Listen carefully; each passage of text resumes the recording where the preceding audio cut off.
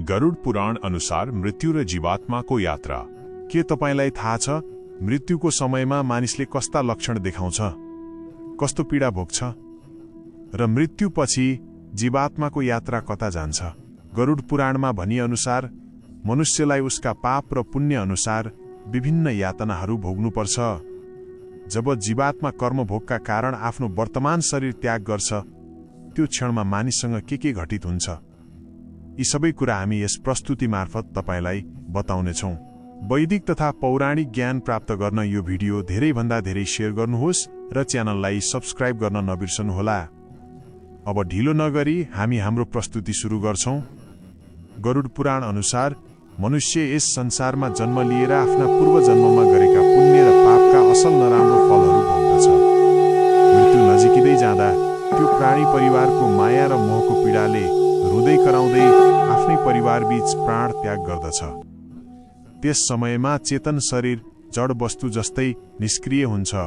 जब मृतकका प्राण कण्ठमा आएर अड्किन्छन्, त्यो क्षण उसलाई दिव्य दृष्टि प्राप्त हुन्छ, जसबाट उसले सम्पूर्ण संसारलाई एकैचोटि देख्न थाल्छ। तर ऊ बोल्न असमर्थ हुन्छ।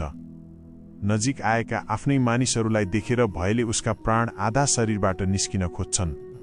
त्यो समयमा एक क्षण पनि कल्प जस्तै लामो लाग्छ। श्वास निस्कँदा सयौं बिच्छीले एकैपटक टोकेको जस्तो असह्य पीडा हुन्छ। भयका कारण उसको मुखबाट लार र फिज निस्कन थाल्छ। गरुड पुराणमा भनिएको छ, पापी मनुष्यका प्राण गुदा मार्गबाट र पुण्यात्मा मानिसका प्राण मुखबाट निस्कन्छन्। प्राण निस्कने समयमै भयानक रूप भएका यमदूतहरू उपस्थित हुन्छन्। रातो आँखाका, क्रोधले भरिएका, डरलाग्दा अनुहार, पासो र घण्टी बोकेका, नाङ्गो शरीर, दाँत किटकिटाइरहेका, कालो रुख जस्तै अनुहार भएका विशाल यमदूतहरू देखेर त्यो प्राणी भयले मलमूत्र त्याग गर्न थाल्छ। त्यसपछि ऊ अत्यन्त पीडासहित शरीरबाट निस्केर अंगुठा जत्रो सूक्ष्म शरीर धारण गर्दछ। मोहवश ऊ आफ्नो घर, परिवार र शरीरलाई फेरि हेर्न खोज्छ।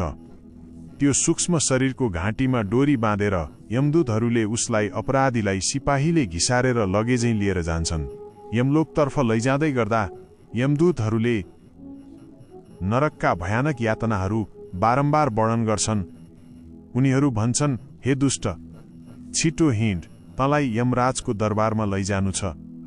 हामी तँलाई कुम्भीपाक नरकमा लैजानेछौँ।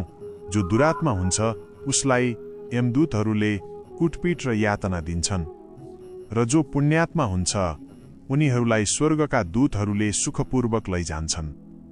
यमदूतहरूको धम्कीले त्यो जीवको हृदय चिरिन्छ। ऊ भयले काँप्दै आफ्ना पापहरू सम्झन्छ। मार्गमा उसलाई कुकुरहरूले टोक्छन्। भोक र तिर्खाले पीडित हुँदा सूर्यको प्रचण्ड ताप र तीव्र हावामा बालुवा र रेतमाथि नाङ्गै हिँड्न बाध्य बनाइन्छ। छाया र विश्राम बिना त्यो जीव थकित भएर हिँड्न नसक्ने हुन्छ। तब यमदूतहरूले कोर्रा हानेर घिसार्दै यमलोक पुर्याउँछन्। त्यो कठोर यात्रामा ऊ पटक पटक लड्छ, बेहोस हुन्छ, फेरि उठाइन्छ। यसरी अन्धकारमय यमलोकमा उसलाई पुर्याइन्छ। यमलोक पुगेपछि ऊ यमराजको दर्शन गर्छ र घोर नरकका यातनाहरू देख्छ। यमराजको आज्ञाले ऊ पुनः मनुष्य लोकमा पठाइन्छ। यसपछि त्यो जीवात्मासँग के घटित हुन्छ, त्यो हामी गरुड पुराणको अर्को भागमा तपाईलाई बताउनेछौँ। हामी आशा गर्छौँ हाम्रो यो प्रस्तुति तपाईलाई मन परेको छ। आफ्ना विचार कमेन्ट मार्फत व्यक्त गर्नुहोस्, भिडियो शेयर गर्नुहोस् र च्यानललाई सब्स्क्राइब गर्न नबिर्सनुहोला। जय जय श्री राम।